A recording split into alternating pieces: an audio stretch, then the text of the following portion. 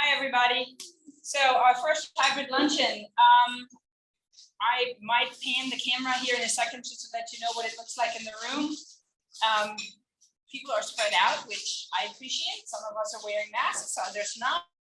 When you get your food, by the way, they have us wear gloves, which I also appreciate. So I think things are fairly kept clean at the buffet, which I appreciate.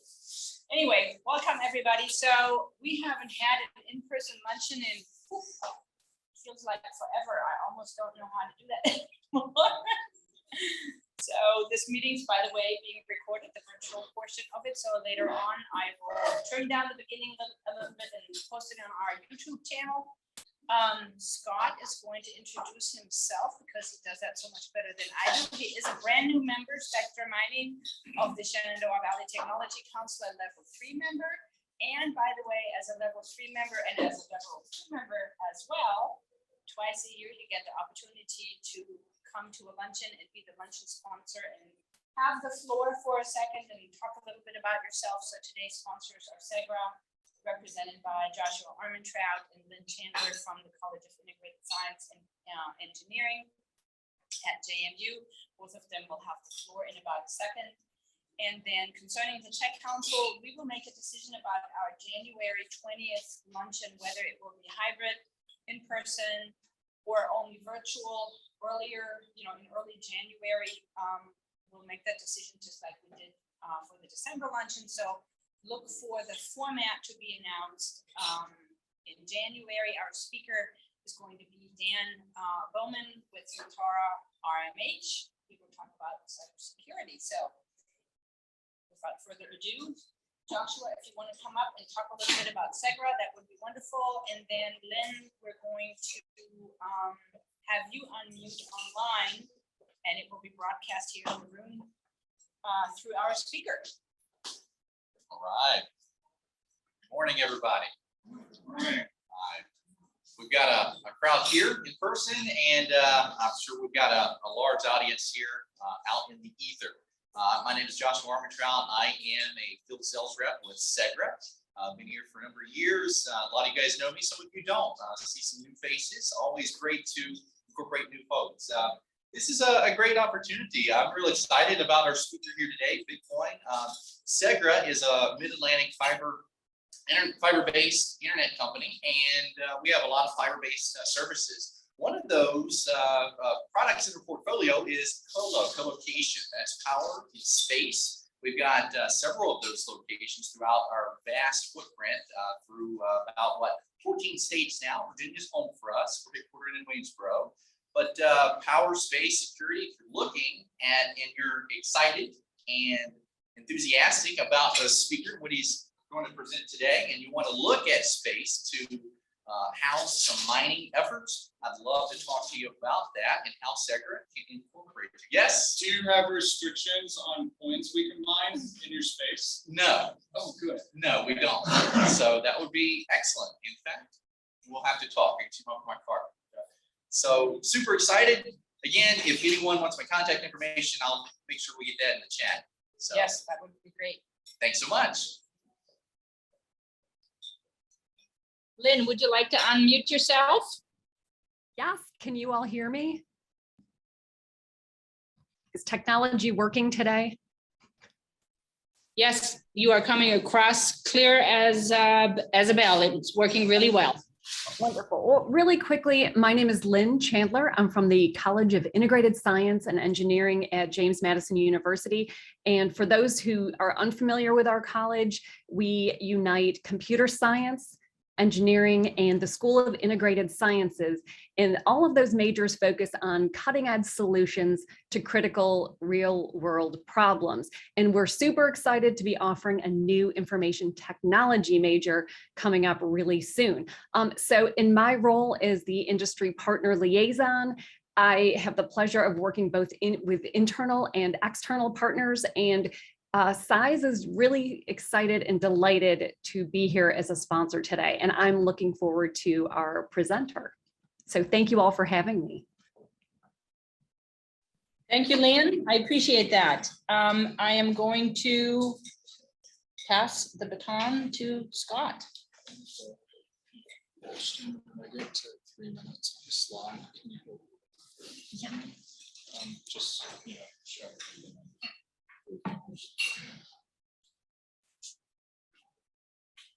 Hello, everyone. My name's Scott Hancock. It's a pleasure to be part of the Shenandoah Valley Technology Council as an individual, and of course representing having my businesses be a member as well. So thank you for having me today. I've been in the Bitcoin industry for almost 4 years now. So I'd like to think that I have a decent amount of knowledge in the industry. From that, I guess you all can be the ones who decide if you believe that to be the case or not. But anyway, just a little bit about me. I was born in Virginia, so I can definitely consider myself a Virginian. Moved around the country quite a bit growing up as a kid. My father's retired Air Force, so that was really cool getting to see like a lot of different cultures in the country and just meeting friends from all over the place. Definitely enjoyed when I had the nickname Yank out in Alabama as a freshman in high school. That was totally normal. So that was fun, but the football was definitely a really good learning experience, getting coached in football and basketball out there. But anyway, I've been back in Virginia for 2 years now. I moved out here from downtown Denver is where I was most recently. And after a year of flying out to Virginia every other weekend to see my daughter Adeline, I decided it was time to move to Harrisonburg. So here I am, and it's been just going on 2 years now. So definitely enjoying being part of the Harrisonburg community, and you all are going to be stuck with me for at least a decade. So I'm looking forward to getting to know all of you better, and definitely have enjoyed getting to learn more about the Harrisonburg community, and definitely feel like Harrisonburg's home now. So all right, let's get to, I normally don't do flashcards, but because it's limited time today, I want to make sure that I stay on track. And I could go on for hours. If anybody wants to talk to me later, I'd probably be happy to continue the discussion, but I'm going to try to stay, just keep it a little bit more brief today for the purposes of this luncheon. So let's see. So we're going to explore Bitcoin mining and the fundamentals of digital gold. What is digital gold? We'll talk about that a little bit. So one really popular narrative that you hear a lot of with Bitcoin in particular, and why it's valuable, is because the proof of work concept behind it. So proof of work entails actual computers or workers that are contributing to solving complex algorithms on the blockchain. And these algorithms have to be solved in order for the network, the Bitcoin network, to actually function. So you've got to have workers for Bitcoin to exist. And as far as mining is concerned, when you're contributing as a worker or you're mining, you get rewarded whenever you solve blocks. So these computers, you solve the complex algorithm, and then you get rewarded with a block. And the reward for that is a Bitcoin. And Bitcoin's worth a decent amount of money now, so that's a pretty nice reward. However, it is very capital intensive these days, so don't think you should just get into mining because Bitcoin's worth around $50,000 right now. There's a lot more to it. So what's interesting about the network too is all these different computers, they're kind of, even though they're somewhat all on the same team, it's kind of a competitive environment as well, because they're all working to solve blocks on this blockchain, so they get rewarded with Bitcoin. They want that Bitcoin. They don't want the other computer to get it. All right.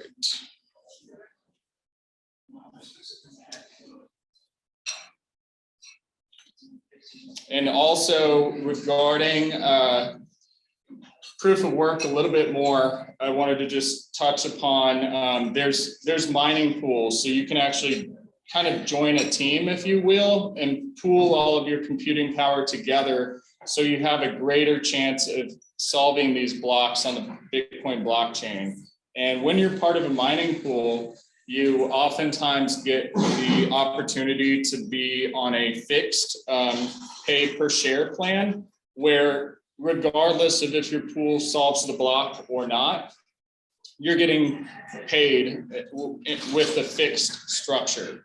So these pools also offer a pay per share sort of option, and that is more based on whenever a block is actually solved, you get rewarded with Bitcoin. And when that happens, when that comes to fruition, it's actually a bigger reward than if you're on the fixed program, if you will. So I think that's really interesting, because it turns out that the people who I suppose are a little bit more risk tolerant, they make way more money. And the reality is, statistically speaking and historically speaking, you're going to solve blocks from a probability perspective. But the majority of miners, especially corporations and publicly traded companies, they tend to want to go with the fixed pay per share program with the mining pools. So,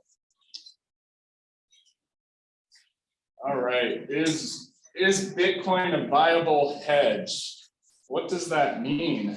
I guess Bitcoin could be considered kind of a hedge against the US dollar. If you feel like the dollar is going to continue to experience sort of inflationary issues, Bitcoin could be a way to hedge against the dollar. Bitcoin versus stocks. Bitcoin's oftentimes referred to as kind of a commodity or an asset. So it's actually just the way our country classifies Bitcoin. It's very different than owning stocks at this time. Other sort of inflationary hedges could be, gold or silver, and Bitcoin, of course, since it's digital gold, it fits that criteria too, right?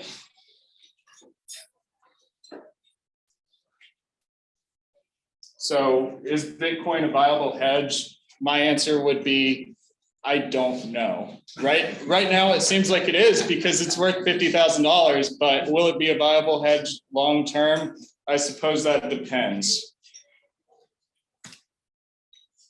All right. This has anybody heard of the term HODL here before? Yes, sir. Okay, you have. Nice. What do you think it stands for? Well, you hold on for dear life. Yes. You really do. Yes, that's because if you've been in Bitcoin long term, it's kind of like riding a roller coaster. It's very, very volatile. So people will make jokes that have been in the Bitcoin community, just telling the noobs who just got into Bitcoin, oh, just HODL, no big deal. Bitcoin just went down $10,000. Don't worry about it. HODL, we've all done it. It's cool. It's trendy. So you'll hear a lot of this term of HODL'ing. Hopefully, as Bitcoin, if it continues to get more and more adoption, which it sure seems like it is, since our government's spending a lot of money regulating it, then maybe we'll hear less about HODL'ing.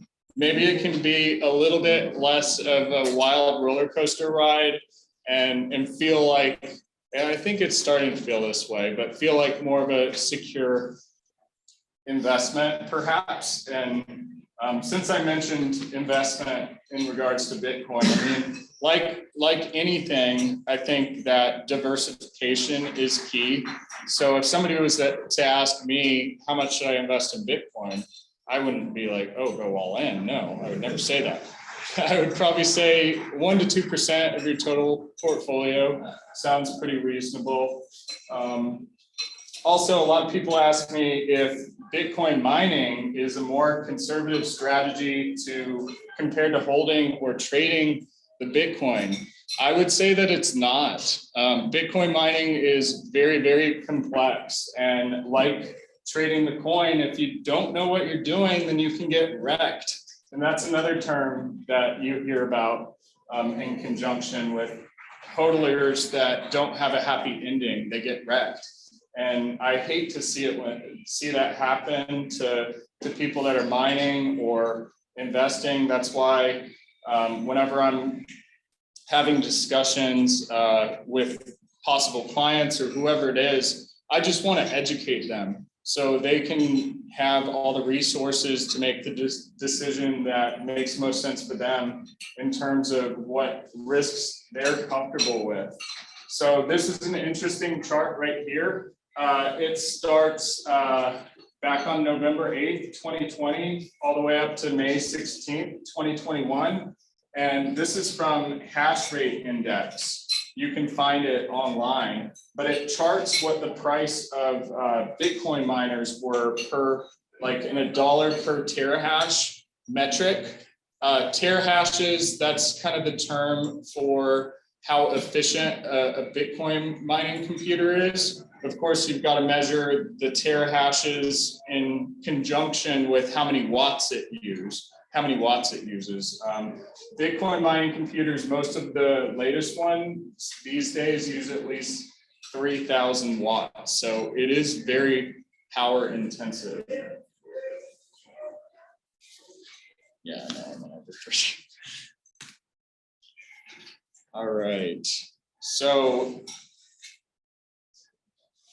this slide is definitely interesting. So you hear so many narratives when it comes to Bitcoin mining. And one of the popular ones that I think gets used a lot these days because you feel like you're being environmentally conscious and responsible by mining Bitcoin is you can convert wasted energy into power for mining Bitcoin.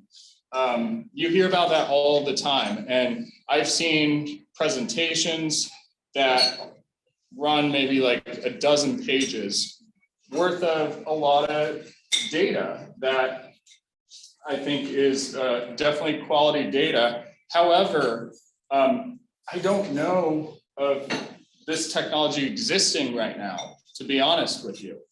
If this technology did exist, I think Amazon and Google and all the big tech powerhouses, they'd be all competing for it. It'd be a crazy bidding war. So what's nice is you have these Bitcoin miners that care about the environment, and people like Elon Musk, perhaps, and other people that do want to solve kind of this wasted energy problem. So I suppose since Bitcoin mining has gotten so popular, there's probably more of an incentive to solve this problem. So that's really cool. So if we can get to a point where we convert renewable energy into power for mining Bitcoin, that sounds fabulous to me. I do know on the renewable energy topic, there are quite a few facilities that are classified as 100% renewable energy based that do mine Bitcoin. So that's cool. That's a little different than converting like flare gas into power for mining Bitcoin using generators and that sort of thing. So this is some stats here on this chart from the Bitcoin Mining Council. Right now, according to this chart, global Bitcoin mining consumes only like a tenth, just over a tenth of a percentage of the world's total energy production. I wouldn't be surprised if it's a little higher than that now, because I believe like governments have gotten really into Bitcoin mining recently. So we'll see what those numbers look like over the next year or two. But that's interesting.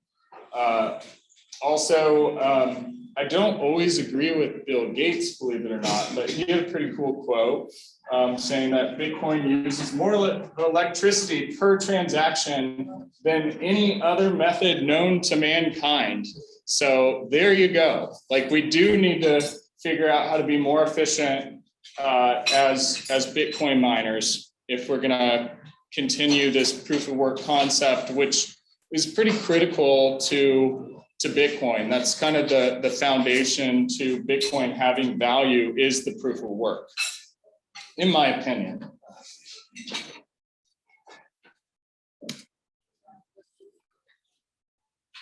All right, so this slide is super fun. What is the real block reward for miners? Is it digital gold or fool's gold? What do you all think? What do I think? I don't know if I'm going to tell you. No, I think there's actually value behind Bitcoin.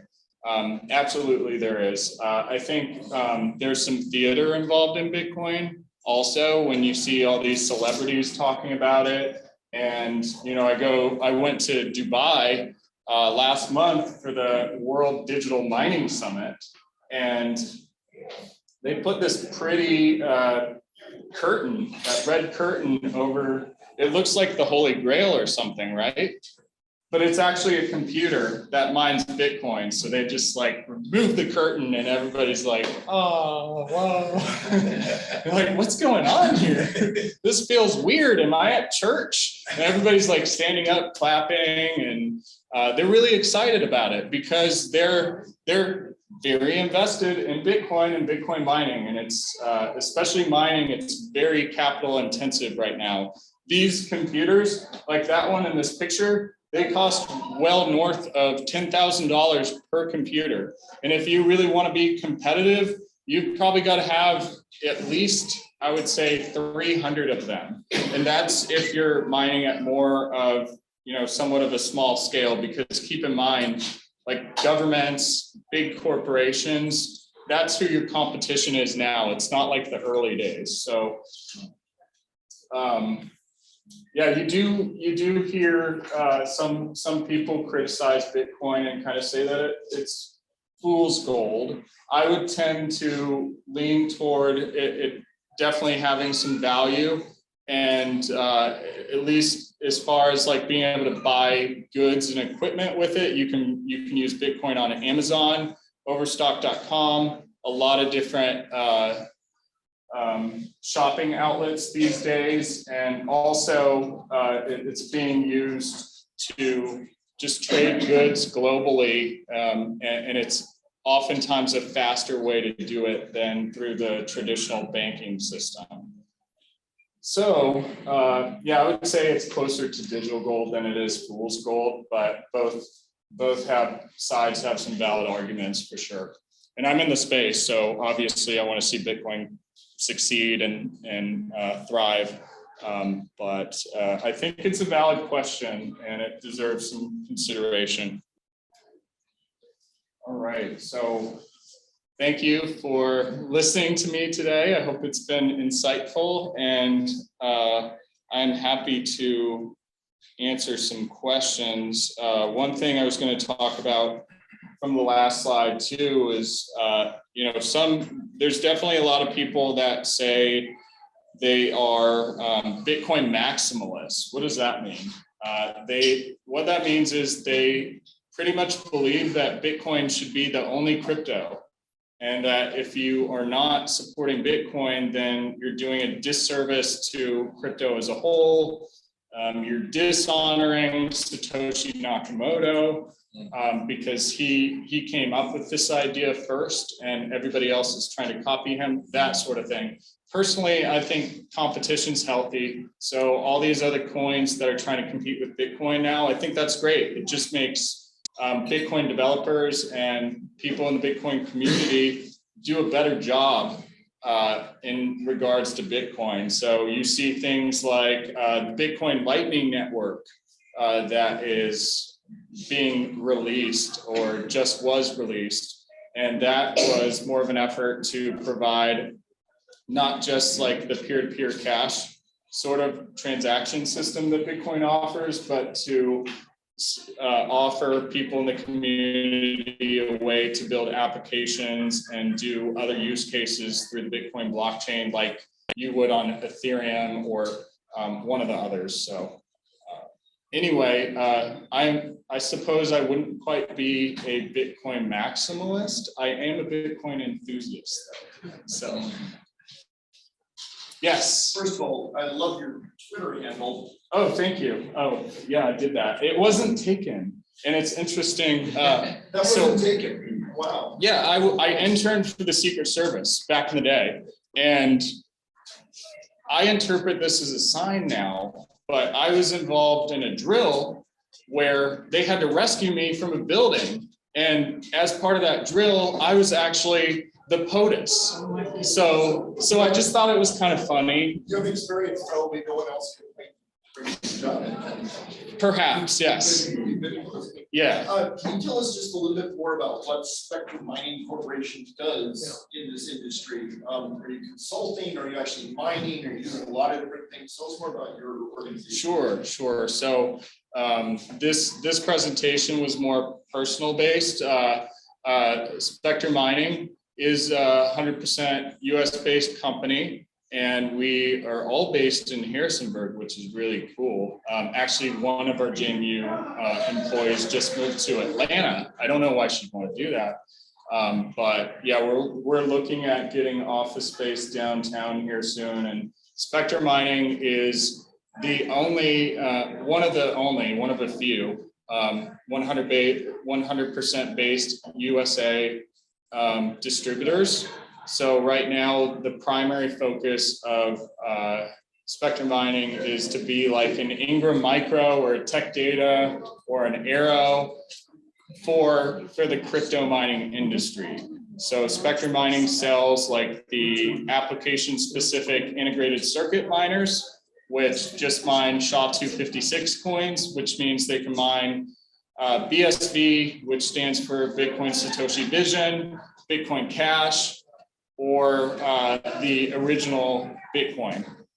And also Specter Mining sells GPUs, graphics processing cards, and CPUs and other related computer equipment that can be used for GPU mining. Specter Mining just entered into a distribution agreement with a company that does kind of containerized mobile data centers. So that's really exciting. You can literally plop one of these containers down next to a substation and power it up and run computers in it. So that's some of what Specter Mining does.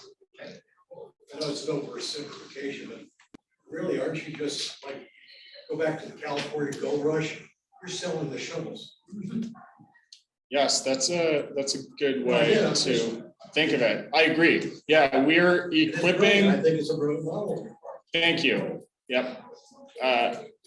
We're looking into having some different departments related to services and maybe some other areas, because there's hedge funds in Bitcoin. There's every sort of company is getting into Bitcoin these days. It feels like at least. There's a bunch of different companies that are saying, okay, this is a way to diversify some of our reserve holdings, or you name it. So it's really interesting, the sort of exposure. I was amazed, you go up on Amazon or like eBay or something like that, and there's computers, 10,000 and up. Yep. Why should someone all of a sudden get the fever and go out there again, grab a shovel and plug it up and pay for the electric bill? Exactly. So on that note, I've seen the same computer selling for like $3,000 that's selling for over $10,000 now. So it's fascinating how in this industry you see the value of these computers like move around and have the same volatility or similar volatility to the coin. So I think especially when Bitcoin still kind of does have a small market cap, there's opportunities to really move the price almost like single-handedly if you're big enough. So we've seen when some of the whales is a term used for the big Bitcoin holders that whip around the market with their tail when they pump the coin, buy a bunch of it, or they dump it. So I think MicroStrategy, you've seen some big buys by them over the last year when that's had a big impact on the market. But yeah, it's interesting because the price of the computers moves around so much too.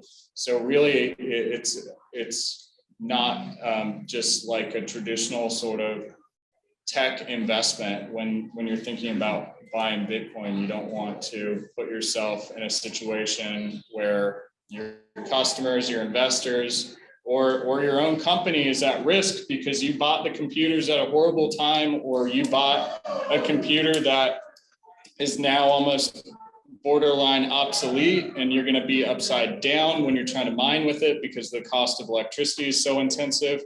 So lots of things to consider. Has it gone beyond where the, like the person could strike out on their own, set something up in the basement and turn the machine on, just let it crank out? Has the market finally got beyond that now?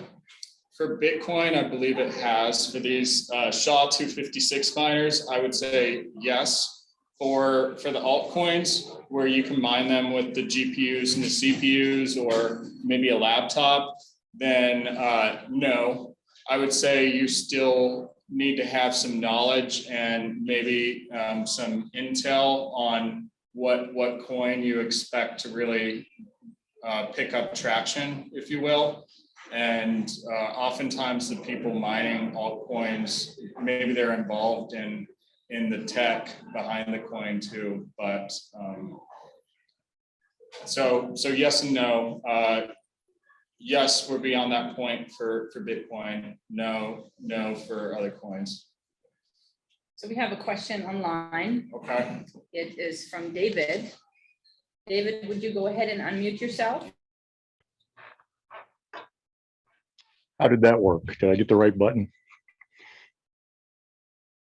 Yes, you I did. hear We you. can hear you fine. Okay, good. Just a couple questions for you, Scott. Can you give like a summary of things like Dogecoin? How does that vary from Bitcoin? Is it similar, or is it fundamentally different in one way or another? Well, I'm not an expert on Dogecoin, and I don't like to give financial advice. Having said that, I think Dogecoin is very interesting. Like, I knew somebody in Boulder, Colorado that started mining Doge like several years ago, and I had a meal with them, and they were very emphatic about their only mining Dogecoin. So it's like, did this guy know something I didn't know? Was Elon talking to people about his plans for Dogecoin? These are all things like I don't really know. I think that as Doge is getting more adoption, you're going to naturally see that the tech behind Dogecoin is going to get more established naturally, and more money is being poured into it. So the tech team behind Doge is working on it. So I think naturally, you could say Doge is becoming more valuable from that perspective. And then from like the hype perspective, how people like to tweet about it and act like it's so funny and so cute that you've got this dog on a coin that's worth all this money now. So I suppose like from that perspective, it's kind of similar to Bitcoin, because you've got a bunch of Bitcoiners today that act like Bitcoin is the coolest thing in the world. You're starting to have some big Doge supporters that sort of are taking that same approach and making it, their own little cool club. And I know there's another coin like Shiba coin. I think that's another one on a dog. I may or may not have owned Shiba coin myself in the past. Who knows? Well, no, you went right the direction I was hoping, because I am literally trying to figure out how all this fits together and put your hands on something that's a little nebulous for most people. Yeah. And Musk just came out the other day in an interview, and aside from proclaiming himself to know more about the monetary system than most people, which probably he has a right to considering his financial standing today, but he basically said that he, even though Dogecoin started as a joke, that he sees it as kind of the transactional coin, whereas Bitcoin is more of the investment coin. So I just wondered if you'd seen anything like that, because like you said, the Twitter is full of interesting things, and I'll certainly add your feed to that list too. Thank you. Thank you. I mean, my Twitter handle is kind of interesting. It's a cool handle, I'll give you that. I've switched it around. It used to be Scotty Bitcoin. I had a couple thousand followers when that was the handle, but I'm not a Bitcoin maximalist. So plus I'm 38 years old. So I felt like Scotty Bitcoin was maybe, it was time to retire Scotty Bitcoin. So he's 16, yeah. Well, and that leads to one more question, and I'll stop, I promise. I've been looking at, with a friend of mine, the helium blockchain movement, and the idea that by using that, some of us small-time players could get involved in it and promote that. So I don't know if you have any thoughts on that, or at all along with that same line. I would be happy to have a conversation about helium with you another time, regarding all these different blockchains that are coming out with different use cases and different approaches, like whether you want to have proof of work mining, which Bill Gates and I agree can be pretty energy intensive, or you want to have proof of stake, or the strategies that helium is employing. I think that's a very valid debate that needs to be had, and we need to continue to have it, because as citizens, it's important that we have a say in how all of our country's energy is being used. And if we don't have anything to say about it, before you know it, there's going to be mining all over the place, all over rural America. It's already starting to happen. So I think that it's important that everybody talks to their local politician or representative regarding whatever feelings they have in regards to crypto or mining or digital currencies, etc. No, thank you very much. I appreciate it. I wasn't able to come in person today because I've got a meeting at 1 o'clock I'm gonna have to drop to, but thanks for the presentation. Very good stuff. Definitely. Yeah, would love to get lunch and chat some more about everything with you. Are Sounds there good. any other questions from our Zoom attendees? If so, unmute yourself. You all are familiar to me. I can give you blanket permission to unmute yourself. Anybody else in the room have a question? Do you have a question, Nikki? It's still all very overwhelming for me. So when we set up this luncheon, I looked at all of the terms that you were using, and I'm like, wow, I really need to. But I think that's a Get sign into it. of intelligence, because like there's a lot of things. There's a lot of things. Thank you. Yeah, there's a lot of things you hear about Bitcoin. Like we talked about all these different narratives, and some of it is definitely smoke and mirrors. There's a lot of truth to a lot of what you hear about Bitcoin, but not everything you hear about it is true.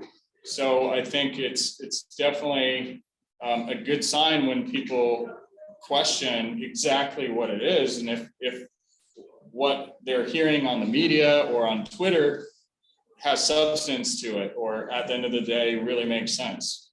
So at the end of the very day, I am just super happy that we have a company that is so technological, shall we say. I even want to dare say it's cutting edge with what you're doing in the Shenandoah Valley, right? You're not in Chicago, you're not in Denver, you're not in wherever, Hong Kong, Sydney, Australia, you're in the Shenandoah Valley. I love that. Thank you. So, letting people know that technology can happen anywhere. As the governor has said, if broadband connectivity is good and your highway interstate system and everything else is conducive as well, you can have a successful technology company in the Shenandoah Valley or Harrisonburg. I 100% I am agree. delighted that you and your folks Partners. are here. Yeah, thank Yay. you. We're happy to be here. I just want to say that, well, I have a lot of questions. I'm not going to ask them. You all have a lot of questions. No, I really do. I think has explained this to where it actually makes a little bit of sense. So you're either really good at the smoke and mirrors, your own smoke and mirrors, and your own drama or whatever word you said, but yeah, it really did help to kind of put that together, and also like your sense of humor and Thank you. yeah, and your honesty, you know, about I mean, just it's very, very helpful. I think it's important, and that's what we try to be the same way with Specter Mining and whatever Deep Sky Capital is. I think honesty is really important, and especially when you have investors and people in the community that might come up to me and ask me whether it'd be wise of them to put Bitcoin, to invest in Bitcoin. Like I want to give them the answers that they deserve so they can decide for themselves whether it makes sense for them. I really appreciate that. Is that what Deep Sky Capital is about?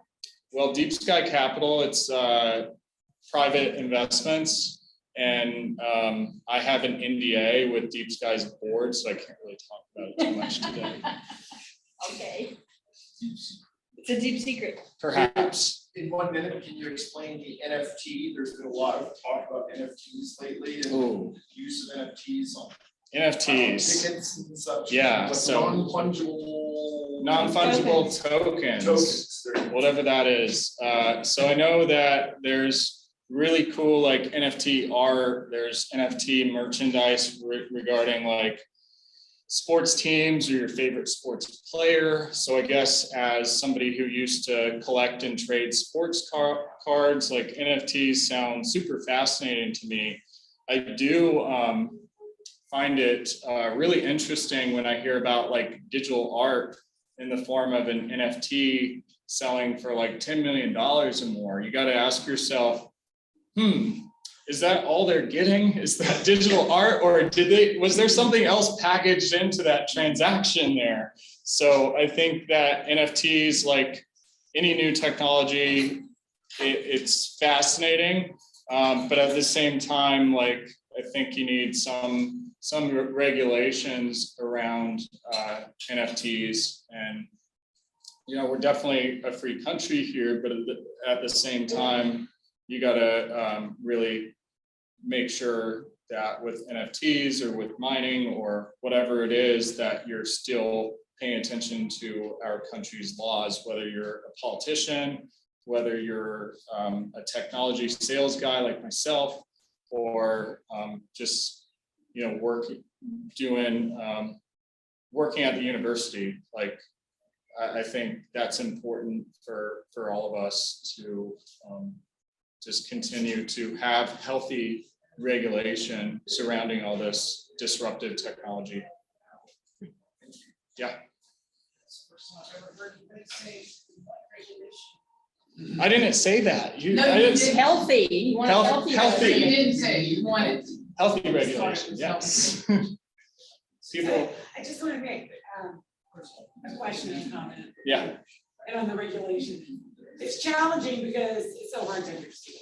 Yes. Especially for people maybe in my generation, it's really mentally challenging to get a grasp on this. It should be. Ethereal stuff. I've been doing it for four plus years now. I first got into crypto, and well, I first owned a Bitcoin back in early 2017. I'd heard about it a long time prior to that. So it took me a long time to wrap my head around it and figure out for myself what made sense and what didn't. I don't have a lot of faith that legislative bodies can be able to figure all that out. But the other question I have is just on the supply chain issues we're having. Is that part of what's driving up the cost of these computers? Or? It is. So I think with graphics cards in particular, you're seeing that there's a shortage of them. If you need them for televisions or in your Tesla or whatever, it's hard to get graphics cards right now, and they're really expensive. And I think a lot of that has to do with a lot of people that want to use them to mine. So the manufacturers they didn't make these things to mine crypto, but at the same time, they don't mind it. They have policies in place that make it seem like they're kind of anti-crypto a little bit, where they may not cover the warranty if you mine crypto with it. But at the end of the day, it's really, really making them a lot of money. So NVIDIA, AMD, there's a lot of them out there, and the price is through the roof on them right now. All right. Hearing no more questions online or in person. Thank you very much.